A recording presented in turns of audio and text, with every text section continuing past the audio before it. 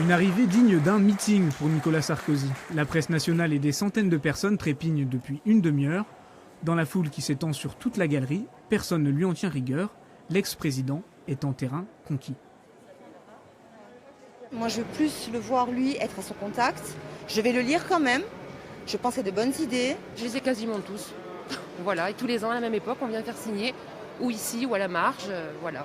J'ai lu le précédent, Passion, j'avais vraiment bien aimé, et j'ai découvert il y a 48 heures qu'il sortait un nouveau livre. Donc voilà, par curiosité, savoir ce qu'il peut encore nous raconter, ce qu'il peut nous apprendre. Tous ont dû attendre plusieurs heures pour échanger 3 mots avec lui et voir leur livre être dédicacé. Ça fait combien de temps que vous faites la queue? Ça fait 1h15. En vacances, on a le temps, ça va? Est-ce que je pourrais vous demander juste après une vidéo pour ma grand-mère? Oui, bien sûr. Nicolas Sarkozy et la Corse, c'est une histoire d'amour et surtout de succès électoraux. Même lors de la primaire perdue en 2017, il y était sorti en tête.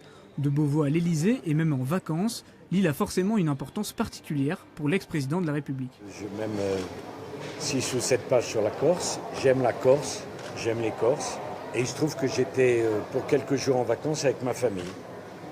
Et donc c'était l'occasion de venir à la rencontre des Corses, qui sont merveilleux puisque on a décidé ça hier. Et en 24 heures, on se retrouve là. Nicolas Sarkozy l'assure, il a tourné la page. Il voudrait que ce livre soit vu plus comme un retour d'expérience qu'un retour sur la scène politique. Merci beaucoup.